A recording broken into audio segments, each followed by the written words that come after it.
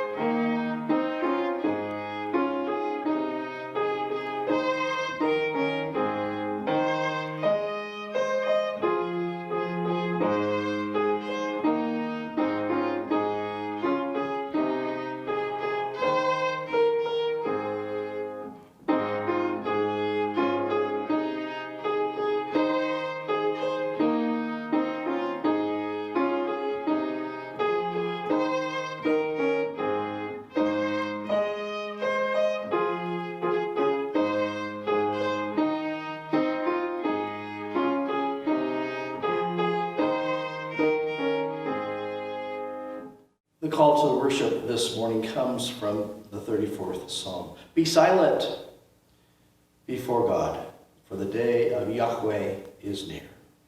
Yes, Yahweh has prepared a sacrifice and has consecrated the guests. Fulfill the promise you make to Yahweh your God. The great day of Yahweh is near and coming with speed. Please join with me in the prayer of the day. Your day, O God, draws near with deliberate haste. We prepare ourselves for the province that you promised to us in Christ. As we gather in this place to give you all glory, to all praise and glory, fill us with the Holy Spirit that we may discern your will. May we therefore be led to worship you in all that we do with thanksgiving to Jesus, who shows us the way. And all of God's people said, amen. This is now the children's time. This is the time for the kids. that I can talk and spend some time, especially with them. What are some of the things that you like to do when you are home? I bet they're kind of like raking leaves, sweeping floors, and picking up your room. I bet all those three are right at the top of your list. Then again, maybe not. Chores like these have to be done at times, like feeding your animals or cleaning up after them. Such responsibilities never go away. And if you're going to enjoy your animals, you're going to have to clean up after them too. The same thing goes for us here at church.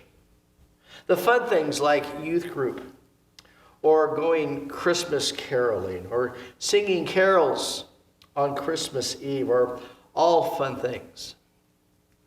A little later on today, several of us will meet for an hour and a half or so and do some important business for the church so it can operate smoothly, just like you taking care of your animals. And just as there are rules set place at home, so home runs smoothly, so the church has rules. We even have a book of rules that's over 800 pages long. I don't know how many rules those are in that book, but there have got to be a lot of them. While we may not like all the rules that we live with, rules are important, so everybody gets along with each other. So we are good citizens of our country and faithful believers in our church. I'm looking forward to tomorrow because I know that the chore that I have after lunch today will be over and the church will be able to continue to function legally for another year. We do all these chores, whether we want to do them or not, but we do them for the good of the home, the good of our country, and for the good of our Lord. Let us pray. Loving God, we come to you.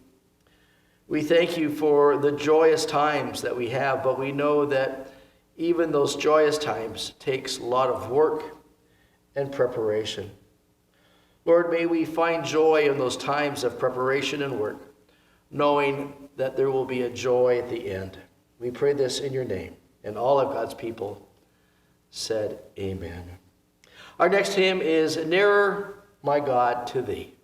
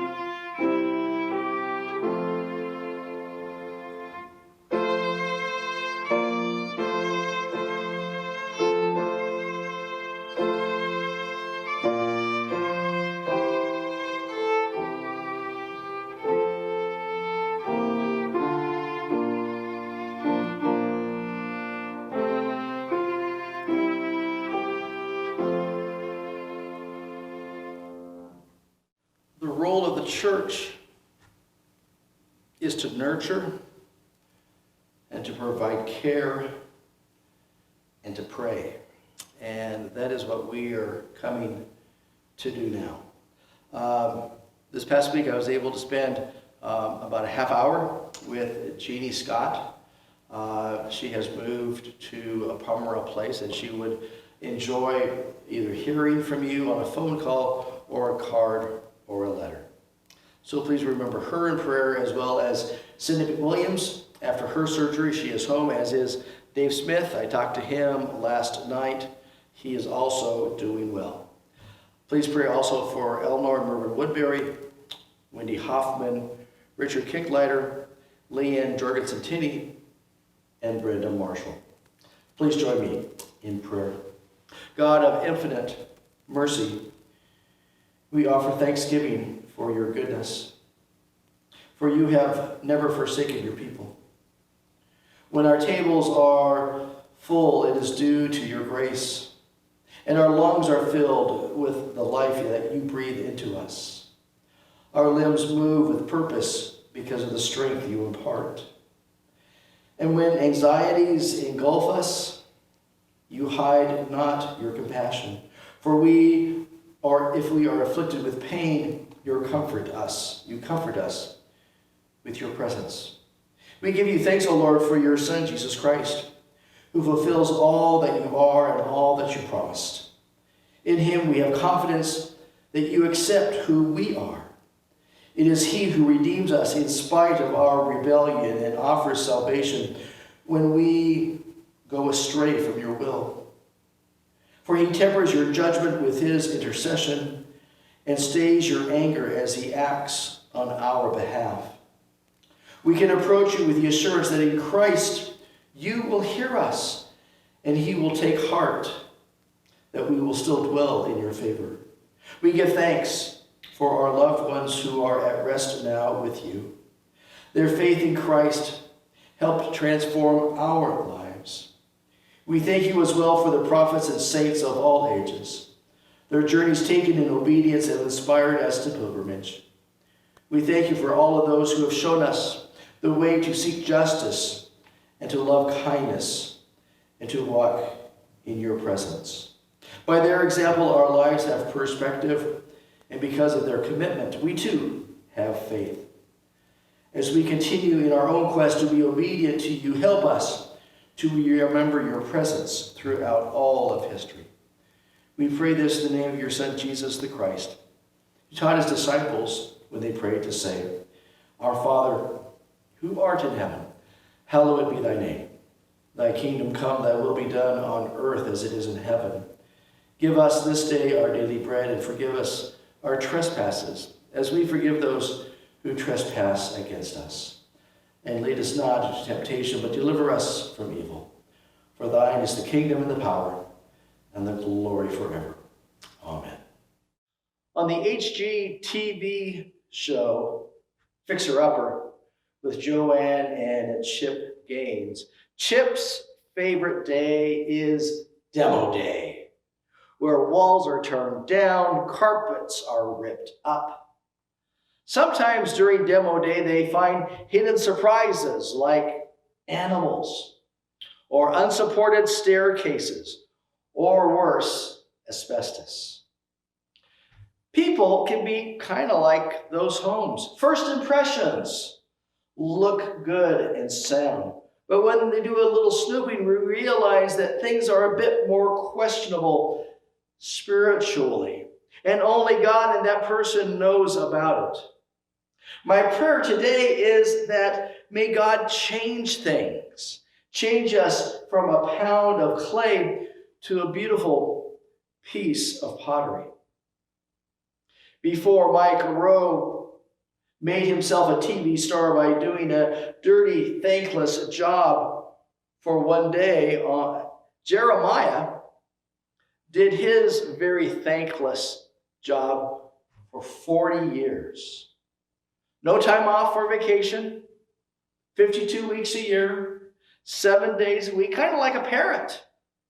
The parent can't say, hey, kid, I'm off shift. And if the child is colicky hungry, needs to be changed, the parent is on the clock, day on and day on. And I would suspect all of us at one time or another had a job like that, just as thankless and just as not much fun. Without question, Jeremiah, who served as God's prophet, had such a job. No vacation, no pay, no weekends off. A few years before Jeremiah came on the scene, a bright spot emerged in Judah on the form of a young king named Josiah, who reigned for 31 years. And in those 3 decades, he did a lot to bring the people back into relationship with God. He made the people get rid of their stiff-neckedness. His achievements are in 2 Kings chapters 22 and 23, and they are well worth reading. There was a renewal of worship to God during those times. Josiah did these things because God ignited his heart, and the people began to worship God once again in droves. Jeremiah then came on the scene just a little after Josiah's untimely death. And the people quickly reverted back to their old habits. And the achievements that Josiah had done were just all a distant memory. Jeremiah is preaching to the people, and he tells them that the train wreck is coming their way, and it is avoidable. You can get off on the other track. Just repent and get back on the narrow path following God. There was another preacher during Jeremiah's time. His name was Pashur. He was the chief priest. Unfortunately, he was a people pleaser rather than a God pleaser. In the New Testament, Paul would write about those pastors that he ran into as people who would tickle people's ears. They would say things that the people would enjoy hearing, no matter how harebrained. If you think I'm such a preacher, then I'm done here, because it is not my mission at all. But Pashur thought that his preaching was great. He thought to himself, I'm living the dream. Everyone likes me. I'm not here to tickle your ears. I want you to be refreshed and renewed, and that you have felt changed. If you want your ears tickled, watch a Carol Burnett rerun or a Duck Dynasty rerun. The mission of the church is not to make people feel good, but rather to make people good. Pashur's sermons made people feel good, but it left people further and further away from God. And Jeremiah's job was to make things right. Earlier, Jeremiah called out these false prophets, and he said, these people offer superficial treatment for my people, providing mortal wounds. They give assurance of peace where there is no peace. 3 times when I was in Iraq, my troop convoy came under attack. And when our medics ran out to the wounded, they didn't offer Band-Aids when wounds were so much bigger.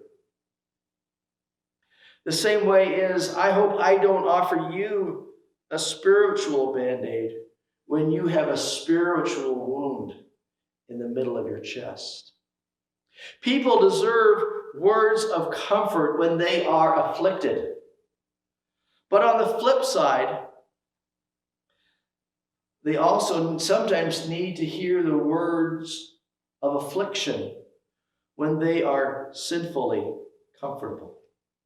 Jeremiah never handed out Band-Aids, for the condition of the people that he was preaching to was grave, and Band-Aids were just not going to cut it. Here in Jeremiah, his message is one of one of the few Old Testament parables, like the ones that our Lord gave during his ministry. Jeremiah 18, 1 through 8. The word that came to Jeremiah from the Lord, "Come, go down to the potter's house, and there I will let you hear my words." So I went down to the potter's house, and there he was working his wheel. The vessel he was making of clay was spoiled in the potter's hand, and he reworked it into another vessel that seemed good to him. Then the word of the Lord came to me, "Can I not do with you, O house of Israel, just as the potter has done? Says the Lord. Just like the clay in the potter's hand, so you are in my hand, O house of Israel.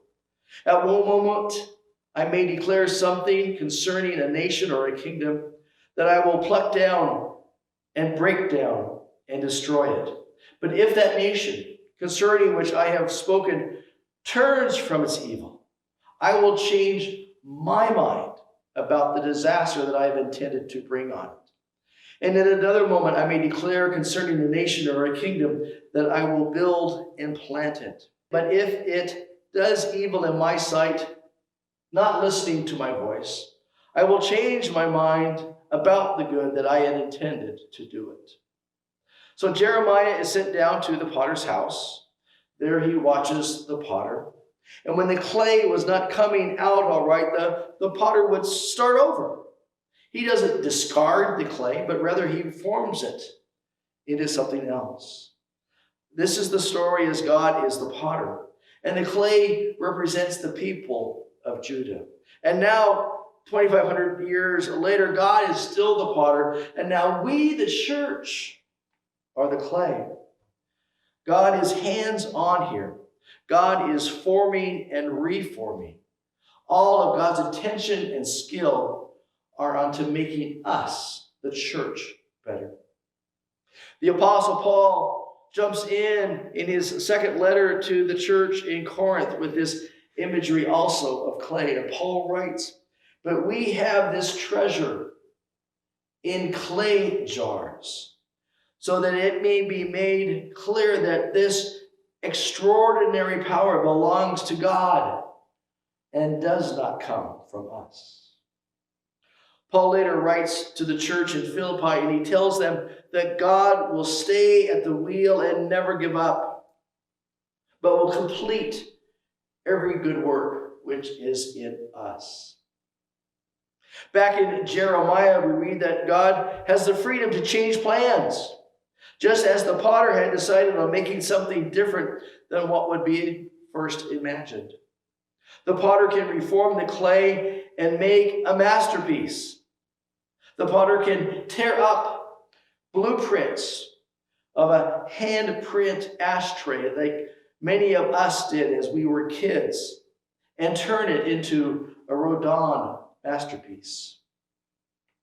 We can mess things up very quickly and very easily, just we are as in society, and we place our salvation in people and not in God. God will make something out of us. It may not be what we want, but God will not throw us away. God will not throw us on a trash heap. God will not destroy us. We must realize that on the day after the election, the sun did come up. There was coffee available in the coffee pot. Your Bible was still there when you left it, and your prized possessions were still in the same place. Why? Because God is in charge. Everything else is bad theology. Could God have taken away our caffeine? Yes, but God didn't. Because we are engaged with God in the process of moving on, as Wesley wrote, moving on to perfection. God has a plan that we can accept or reject. That's called free will.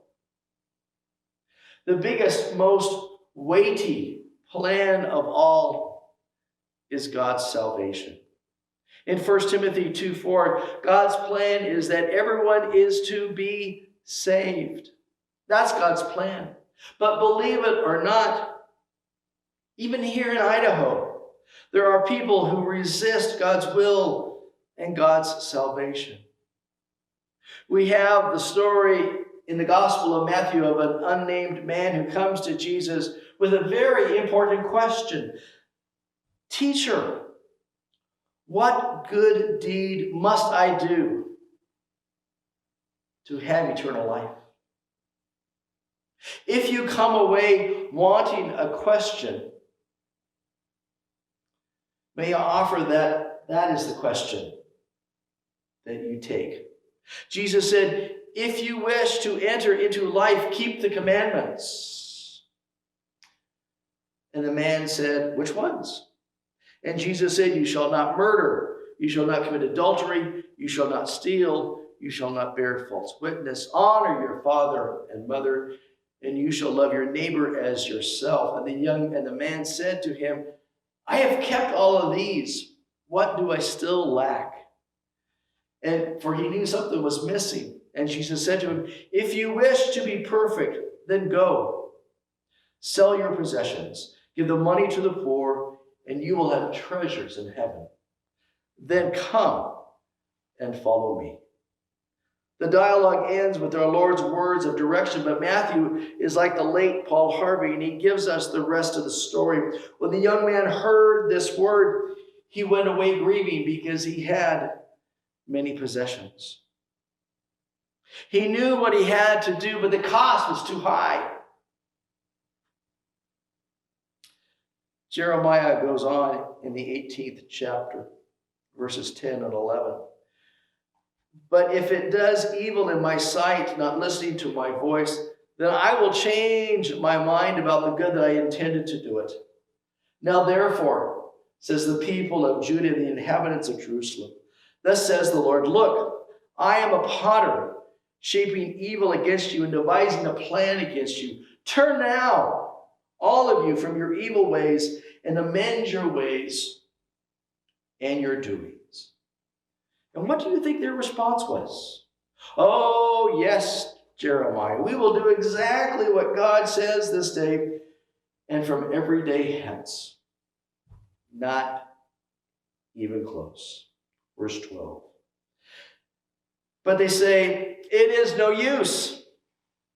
We will follow our own plans, and each of us will act according to the stubbornness of our evil will. Well, at least they're honest. They say, don't waste your breath, Jeremiah. We're not going to change our ways. We're going to be stubborn, and we will do what we want to do. If you thought this was bad, just as a handful of verses later, it gets personal. Verse 18. And then they said among themselves, come, let us make plots against Jeremiah, for instruction shall not perish from the priest, or counsel of the wise, nor the words of the prophet. Come, let us bring charges against him, and let us not heed any more of his words. The people went from ignoring Jeremiah to plotting his demise. And chapter 19 lays out the consequence for rejecting the potter and let the clay harden. Here, a second parable from chapter 19. Thus says the Lord, go and buy a potter's earthenware jug. Take with you some of the elders of the people and some of the senior priests, and go to the valley of the son of Hannon at the entry of the potsherd gate, and proclaim there the words that I tell you. You shall say, hear the word of the Lord, O kings of Judah and inhabitants of Jerusalem. Thus says the Lord of hosts, the God of Israel, I am going to bring such disaster upon this place that the ears of everyone who hears of it will tingle, because the people have forsaken me and have profaned this place by making offerings to other gods, whom neither their ancestors nor their kings of Judah have known. And because they have filled this place with the blood of the innocent, and gone on building high places of Baal to burn their children in a fire as burnt offerings to Baal, which I did not command or decree, nor did it enter my mind. Therefore, the days are surely coming, says the Lord, when this place shall be no more be called Tophreth, or the valley of the son of Hinnom, but rather the valley of slaughter. Then you shall break the jug in the sight of those with you, and you shall say to them, thus says the Lord of hosts, so I will break this people and this city as one breaks a potter's vessel, so that it can never be mended. Kind of like Humpty Dumpty. Verse 14. Then Jeremiah came from Tophreth, where the Lord had sent him to prophesy, and he stood in the court of the Lord's house, and he said to all the people, so here he is in the temple, thus says the Lord of hosts, the God of Israel, I am now bringing upon this city and upon all the towns all the disaster that I have pronounced against it, because they have stiffened their necks to hear my words. Tough love. There are a lot of things that I am really bad at. Just ask Janice. And tough love is one of them. The places that Jeremiah is referring to are places where Jews had experienced either defeat, death, or destruction. In the valley of Hinnom, 70 years prior, the Jews had made human sacrifices to the pagan god Molech. All of this was done under the worst of kings, named Manasseh. And the funny thing was, Manasseh was the son of Josiah, who we talked about before, who had done such great things in the sight of the Lord. God sent Jeremiah to the potsherd gate, which was one of the 12 gates that Nehemiah would rebuild 100 years later. And the broken pot gate is now fitting. In Mark 9, Jesus once visited that gate, and it is quoted there, the worms that eat them never die, and the fire that burns them will never go out. Sounds pretty close to the description of hell. This is the city dump, and that's where you burn your garbage. God instructs Jeremiah to smash the jar to symbolize the brokenness of the relationship between God and an unrepentant people. Like that jar, the relationship between them and God is broken beyond repair. And as I finished reading chapter 19, I thought of myself, what if I was the one there on that day listening to Jeremiah? What would have been my response? Would I have been one of those stiff-necked people? Or would I have come to Jeremiah and confessed my sins? Kind of like, but we don't know what would have happened. Because at the end of chapter 9, there's no response from the people. Just as there was no response from the elder son in the parable of the prodigal son.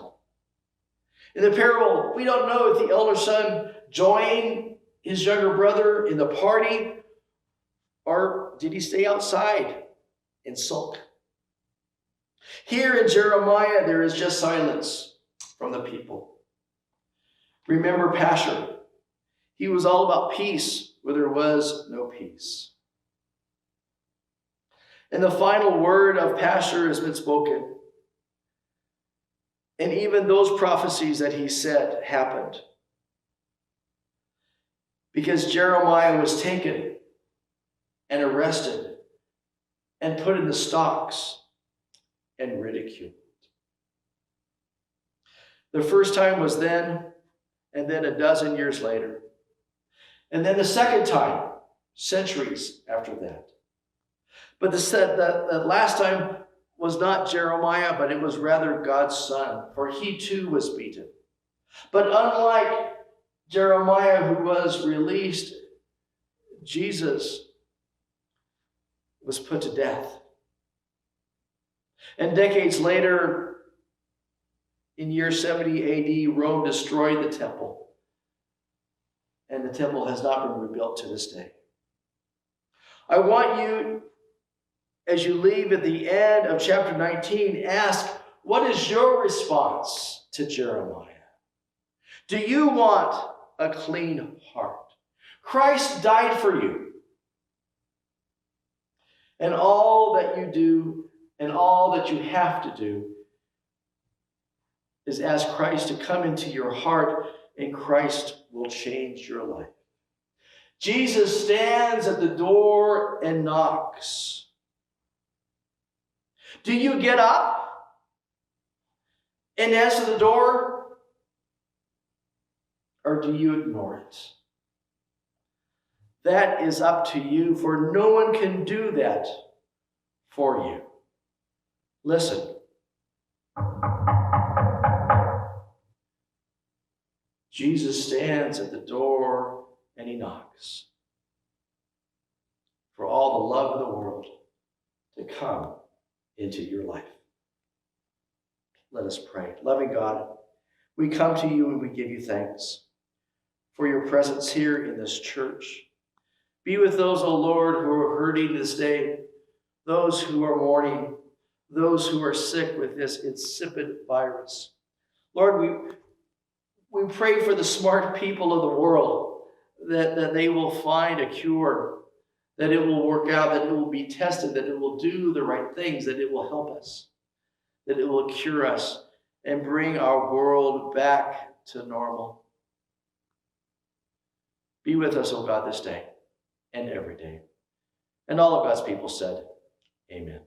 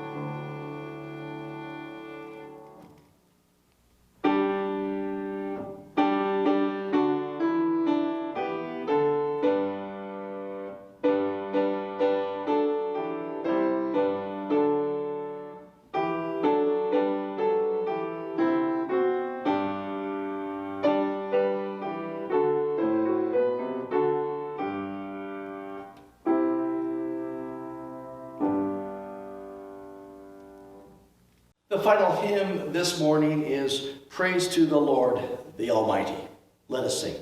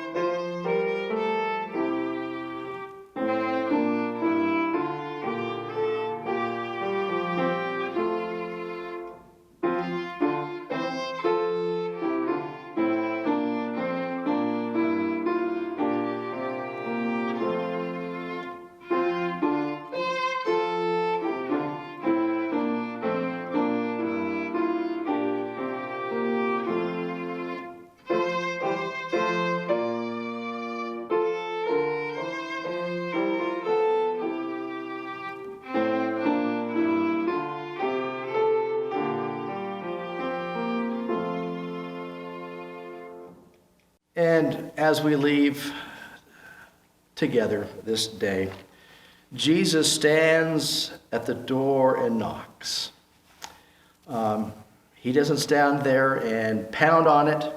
Neither does he stand there not giving us any forewarning that he is there. But he stands and he knocks. And he asks us to open up the door and let him in. What a great and wonderful Savior he is. He offers it free and willing and dying on the cross for us. Let us go this day knowing that God's grace is free and God's love is always with us. Amen. Amen.